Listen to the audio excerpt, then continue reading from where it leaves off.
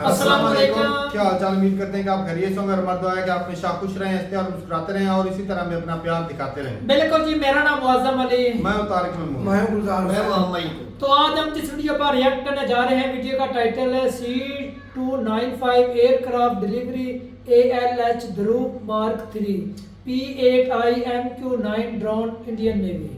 कितना लंबा चढ़ा मौसम पड़ता है भाई। तो देखते हैं वीडियो। हमारे खान सर की वीडियो काफी चीजें सीखने को मिलेगी। काउंट करते हैं 3 2 1 वीडियो स्टार्ट। जय हिंद। देखिए, हम आपको C295 एयरक्राफ्ट के बारे में पूरी डिटेल से आपको बता दिए थे।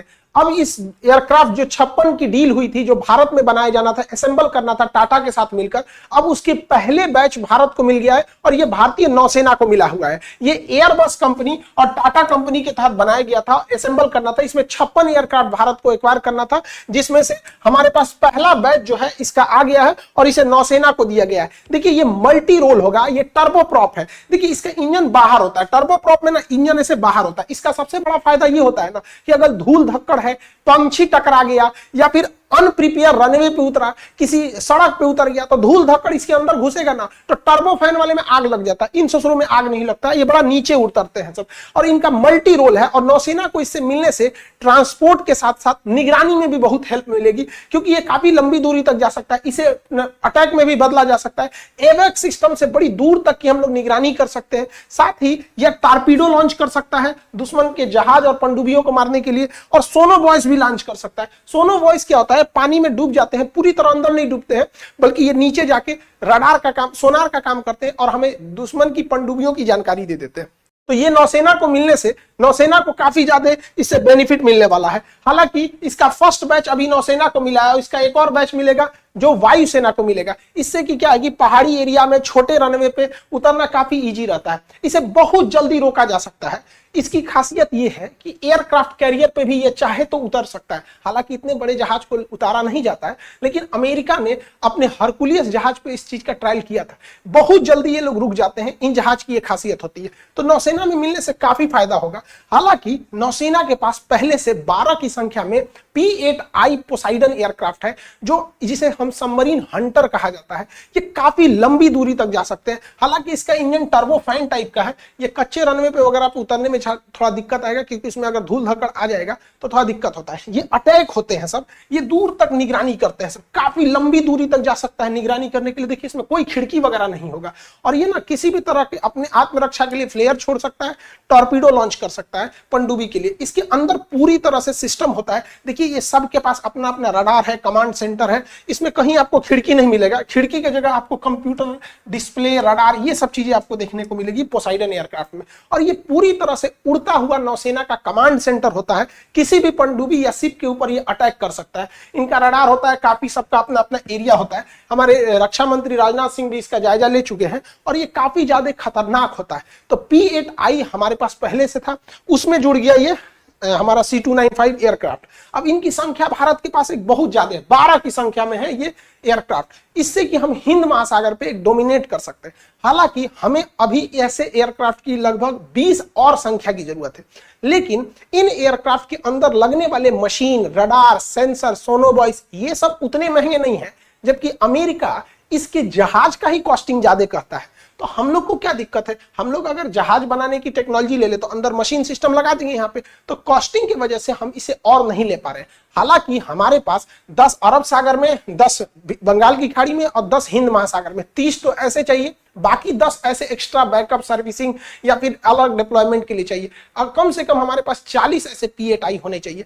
हालांकि जहाज की प्राइसिंग को लेके ये सिस्टम अटका हुआ है। हालांकि भारत आगे अगर कोई जहाज कंपनी के साथ करेगा तो आगे देखा जाएगा। निगरानी के सिलसिले में हमारे पास एक और अमेरिका से लिया हुआ MQ9 रीपर ड्रोन है। यह बहुत लंबे समय तक, और इसमें तो कोई पायलट बैठता ही नहीं है, ये रिमोट से चलाया जा सकता है और पूरी तरह से निगरानी करने में ये सक्षम है। MQ9 रीपर ड्रोन ये लंबे समय तक हमला कर सकता है और निगरानी कर सकता है और काफी हाई एल्टीट्यूड पे दूर तक जाके ये निगरानी एक्यूरेट कर सकता है। अमेरिका इसका बहुत यूज करता है। हालांकि इसका हम लोग नौसेना में यूज करेंगे। हालांकि अगर काउंटर इंसर्जेंसी या फिर निगरानी के लिए कश्मीर के पहाड़ी क्षेत्र में भी इसका यूज करना चाहे तो कर सकते हैं, लेकिन पहाड़ और जंगलों में ड्रोन ज्यादा काम नहीं आते हैं, क्योंकि छुप जाने के बाद ऊपर से कुछ खास चीज दिखता नहीं है। तो ये जो MQ9 रीपर ड्रोन है, इसका एक हमलावर वर्जन भी है। तो अमेरिका ने हमें हमलावर वर्जन नहीं दिया, अटैक वर्जन नहीं दिया, हमें उसने केवल निगरानी वाला दिया है, MQ-9 रीपर ड्रोन। इसकी संख्या 31 की संख्या में हम लोगों ने अमेरिका से इसकी डील की है। इससे भी हमारी समुद्री निगरानी बढ़ेगी और समुद्र के चप्पे चप्पे पे हम लोग नजर रख सकते हैं यहाँ पर, क्योंकि हम लोग दोनों ओर से घिरते जा रहे हैं। श्रीलंका, मालदीव भी चाइना के इन्फ्लुएंस में धीरे धीरे काफी हद तक आगे बढ़ चुके हैं। इसी सिलसिले में भारत की जो हिंदुस्तान एरोनॉटिक्स लिमिटेड है, उसने थल सेना, वायुसेना और नौसेना के लिए ध्रुव हेलीकॉप्टर बनाए थे। इसमें जो नौसेना का वर्जन है ना, एडवांस लाइट हेलीकॉप्टर ध्रुव मार्क 3, ये नौसेना के लिए स्पेशली बनाया गया। इसमें ट्रांसपोर्ट का भी काम कर सकते हैं, हम सैनिकों को भी ले जा सकते हैं। कोई रेस्क्यू मिशन है, अगर कोई जहाज डूब रही है तो वहां बचाव का भी काम किया जा सकता है इसमें। और इसमें ना हम लोग टारपीडो भी लॉन्च कर सकते हैं, इसमें रडार भी दिया गया है। इसको अगर आप ध्यान से देखिएगा तो ये रेस्क्यू मिशन, कमांडो को ड्रॉप करना, ये सब काम में भी आ सकता है। इसके आगे देखिएगा जो थूथूर निकला हुआ है ना, ये थूथूर इसके रडार सिस्टम है सब, जिससे कि ये निगरानी में काफी ज्यादा सहूलियत उत्पन्न करता है। और इसमें सबसे अच्छा चीज क्या है कि क्योंकि नौसेना के काम का है चीज, कोस्ट गार्ड के काम का है, तो हमेशा इसे समुद्र के ऊपर ही उड़ना है।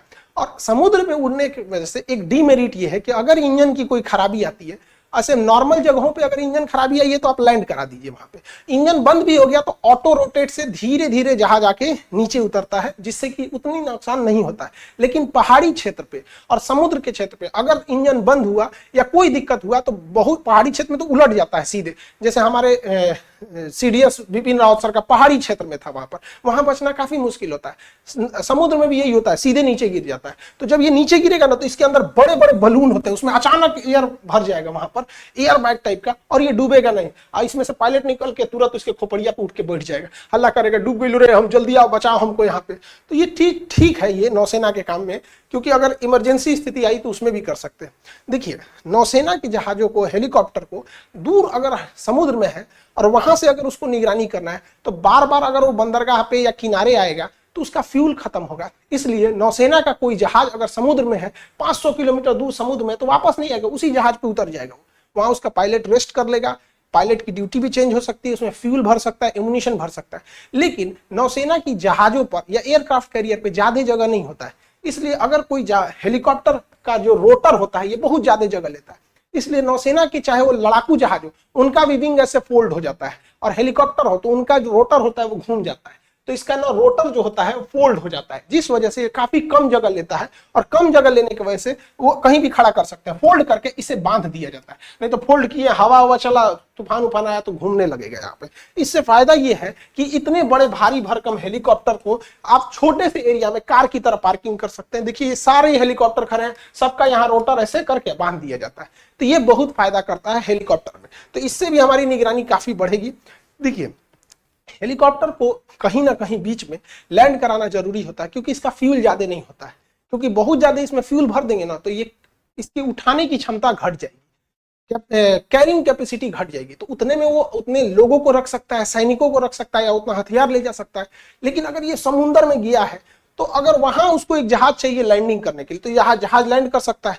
या अगर कोई जहाज पर कोई लुटेरों ने कब्जा कर लिया, अभी देखेंगे हैती विद्रोहियों ने एक जहाज को बाब अल मंदेब जलसंधि, जिसको आंसुओं का द्वार भी कहते हैं, वहां पे कब्जा कर लिया वहां पे हेलीकॉप्टर से। तो अगर हमें कमांडो उतारना है तो उस कंडीशन में भी ये काफी हेल्प करता है, क्योंकि इसमें बैठने की भी कैपेसिटी ज्यादा रहती है। कमांडो इसमें भी बैठ सकते हैं यहाँ पर हेलीकॉप्टर पे लैंडिंग के लिए।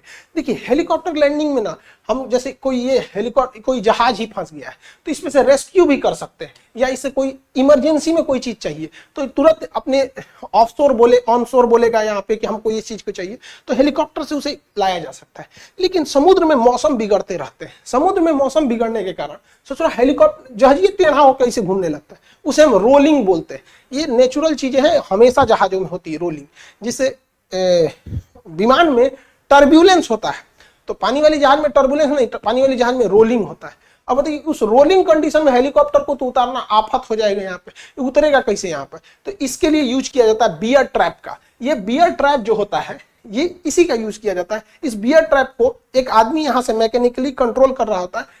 कोई भी जहाज जब इसमें आता है तो अपने नीचे से एक केबल ले आता है, वो केबल इस बियर ट्रैक से अटैच हो जाता है, और इस हेलीकॉप्टर इस जहाज को ये बैठा ऑपरेटर जो होता है ये उसे सिंक कर देता है। अगर जहाज इधर घूमेगी तो हेलीकॉप्टर भी ऑटोमेटिक इधर घूम जाएगा। जैसे कनेक्ट होगा ये बियर ट्रैप से, ये इसका केबल, तो ये दोनों एक ही डायरेक्शन में जाएंगे। अगर ये भी जाएगा तो ये भी जाएगा, मतलब पायलट को अब आसानी हो जाएगी बियर ट्रैप में फंसाने के बाद यहाँ पर। तो ये बहुत जरूरी होता है खराब मौसम में उतारने के लिए। देखिए भारत जो है ना, इधर पाकिस्तान से टेंशन में है और इधर चाइना से।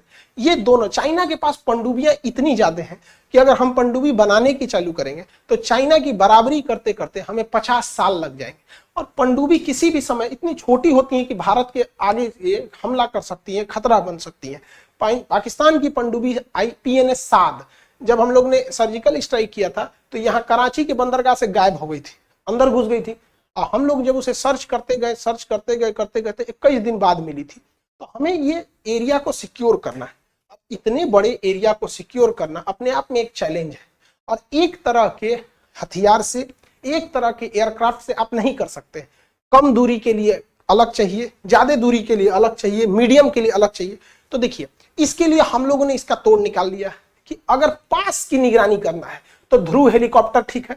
पास की निगरानी के लिए ध्रुव हेलीकॉप्टर, क्योंकि हेलीकॉप्टर को बार बार आना जाना रहता है यहाँ पे, तो पास की निगरानी के लिए हमारे लिए वही सही है। थोड़ा उससे दूर जाना है तो MQ-9 रीपर ड्रोन यूज कर लेंगे। तो MQ-9 रीपर ड्रोन क्योंकि बैटरी से है, वो एयर रिफ्यूलिंग भी उसमें नहीं हो सकता और उसे वापस लाना होता है।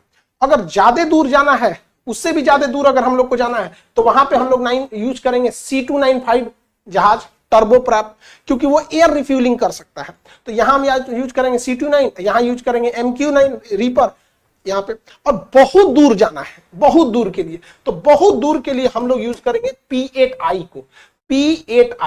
P8I ये जो है पोसाइडन। तो हम लोग 4 लेयर की सिक्योरिटी कर देंगे। इससे क्या है कि कोई भी पनडुब्बी और हिंद महासागर में हम डोमिनेट अच्छा कर सकते हैं। तो यहां हमारे नौसेना के अधिकारियों ने बहुत ही समझदारी वाला स्टेप लिया है, जिससे कि हम चाइना की अपनी पनडुब्बी बनाते रहेंगे, लेकिन इस दौरान हम चाइना को के डिफेंस भी आराम से कर सकते हैं। और देखिए यही निगरानी में लापरवाही का नतीजा था कि 26/11 में मुंबई में अटैक हुआ, क्योंकि जहां वो लोग अजमल कसाब और उसकी पूरी टीम आई थी, जो वो सब जहाज को चेंज कर रहे थे सब यहाँ पर, तो हमारे पास प्रॉपर निगरानी नहीं थी। तो उसी समय से ये सब सिलसिला चलते आ रहा है।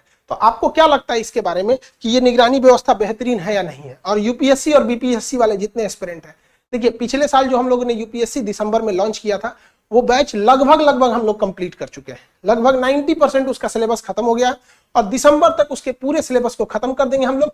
फिर 4 महीना उसमें रगड़ के test series, previous year question, revision, सारी चीज कराए जाएंगे और एकदम बेहतरीन इस बार का रिजल्ट होगा आप लोग का। और जो लड़के अगले साल के लिए तैयारी कर रहे हैं, 2025 के लिए कर रहे हैं, जो क्योंकि अब तो मई में एग्जाम हो जाएगा उसका, तो जो 25 कर रहे हैं उन लोग के लिए बीपीएससी और यूपीएससी दोनों के लिए दिसंबर महीने में रेडी रहेंगे लोग यहाँ पर एकदम सारे लोग। पिछली बार भी हम कहे थे वीडियो खत्म हो गया भाई। ये तीनों चारों जो जहाज दिखाए गए भाई कमाल के थे, और समंदर पे निगरानी रखने के लिए तो ये जरूरत है। अब देखा जाए तो इंडिया के साथ समुद्री एरिया लगता भी बहुत ज्यादा है, चाइना भी है और पाकिस्तान भी साथ में ही लगता है। तो खराबियां तो भाई सब होती रहती हैं, लेकिन जितने ये जहाज दिखाए गए, अब जो एक लॉन्ग रेंज जो जहाज है वो लंबा चौड़ा उड़ सकता है बहुत लंबा अरसा, वो मर के समझाया गया ना। हाँ, तो वो P8I है जो ज्यादा दूरी तक वापस भी आ सकता है, फ्यूल की प्रॉब्लम नहीं होती है। साफ ज़ाहिर है भाई दूर तक जाना होता है और जरूरत भी है भाई साहब इसको कंट्रोल करने के लिए समंदर को। देखा जाए तो चाइना जो आएगी वो कोई ना कोई पंगा करता रहता है। चाइना ने भाई साहब इंडिया का कितना ज्यादा समंदर है उसको कब्जाया हुआ है, दबदबा उधर उनका है। चाइना का अगर इनके नहीं, पास कब्जा समंदर मतलब के कि अंदर आज- राज है ना, वो वो चाइना चाइना और है। अमेरिका की है। किस वजह से है ये भी तो तो देखना, नहीं, उनके वो पास सबमरीन बहुत ज्यादा तादाद में है। एयरक्राफ्ट, हाँ, इस तरह की जो एयरक्राफ्ट सबमरीन में जाती है। सबमरीन बड़ी तादाद में इन दोनों कंट्री के हाँ, पास तो है। उसमें बहुत ज्यादा तो चाइना के पास ही ना 80 के करीब है सब। हाँ 80 तकरीबन। तो वो इस तरफ आता भी रहता है भाई। लेकिन भाई मुझे तो वो जो हेलीकॉप्टर है वो जिसके ना वो जो विंग्स हैं वो फोल्ड हो जाते हैं। हैं, वो बढ़िया वो लगा। ऊपर वाले पंखे हैं, हाँ। मतलब वो एक सीधे हो जाते हैं। कम एरिया में ज्यादा जो है ना हेलीकॉप्टर खड़ा अगर करना। उसको सीधा खड़ा रख के जिस तरह वो घूमते हैं उस तरह हो तो फिर तो जगह ज्यादा चाहिए उनको खड़ा करने फोल्ड कर लेते हैं ना। फोल्ड होने से वो काम जब जगह कम चाहिए फिर। अच्छा वो जो जहाज थे ना सर बता रहे थे वो कम एरिया के अंदर वो ना रुकने की ताकत भी रखता है। हाँ, स्लो ये है। सिस्टम उनके लिए रनवे ज्यादा लंबा भी नहीं चाहिए, ये भी नई टेक्नोलॉजी एयरक्राफ्ट कैरियर के ऊपर ये तो जहाज को देख लंबा रनवे चाहिए होता है, स्टार्ट उड़ान भरने के लिए और उतरने के लिए रुकने के लिए वो और छोटा लंबा ही- ट्रैक होता है। बड़ा अच्छा, उनके अंदर जो टॉर्पीडो भी फिट किए हुए हैं अटैक करने के लिए। सबमरीन को नीचे से खोजने के लिए, वो नीचे समंदर के पानी के वो तो अंदर हेलीकॉप्टर में भी था। फेंकते हैं ना। हाँ, इन सारों के अंदर सारों के अंदर पता कर सकते हैं सबमरीन कितनी दूरी पे है निगरानी रखनी होती है हर चीज निगरानी पे। रखनी तो साफ जाहिर है भाई, रडार सिस्टम भी है, अगर सबमरीन कोई आती है तो ऐसा ना भाई साहब खुद दुम दबा के भागने में मिल जाए, अटैक भी कर रेडार सकते भी हैं। दिया सारे हथियार रखने क्योंकि वो पड़ते हैं। सबमरीन एक ऐसी चीज है वो नजर नहीं तैयार आती। की कि नजर तो आती नहीं, अंदर से बाहर को मार कर सकते पानी में रहती है ना भाई। Silence killer. साइलेंट किलर बोलते हैं, वो खामोशी के आला जो है किलर है, वो है ही खतरनाक भाई साहब, पता ही नहीं लगता कि वो किधर से अटैक कर दे अचानक देखो से। इतना बड़ा इसलिए समंदर होता रडार है। भी चाइना के इतना पास ज्यादा बहुत नहीं ज्यादा है। है ना वो सबमरीन।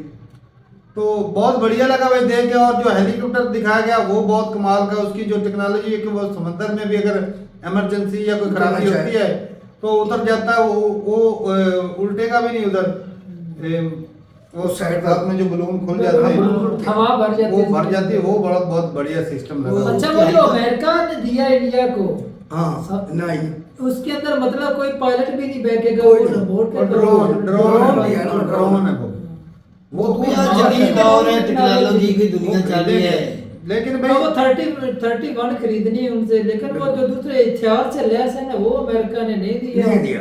ये और वो ड्रोन सिर्फ दिया। निगरानी करने के लिए जो दिया सिर्फ वही है, कमाल। लेकिन अभी भी वो इंडिया को उन्होंने अमेरिका ने कुछ अपने हाथ में भी तो रखना है ना, सारा दे ये भी सारा कुछ इंडिया को दे पैसे देंगे। का मामला है, पैसे का। पैसे का मामला भी है, लेकिन फिर सारा कुछ हो रही है। टेक्नोलॉजी महंगी पड़ती है इनको। आस्ता आस्ता लेंगे, ऐसा तो नहीं कि एक ही साल में सारी चीजें खरीद लें, आस्ता आस्ता कुछ और लेंगे, चीजें कुछ होते हैं। वैसा तब भी दिफा सामान दिया जाता है इस तरह का, जब कुछ चीज नहीं बन जाती। जैसे इंडिया ने एयरक्राफ्ट खरीदा था, सॉरी वो है रशिया ने तब दिया जब एक न्यू तरीके से बना लिया। पहले उसने एडवांस करवाया था। हाँ, उन्होंने पहले बना लिया तब इंडिया को भेज दिया था। पुराना देना अमेरिका एडवांस में ऐसे करता है। करते हैं ऐसे।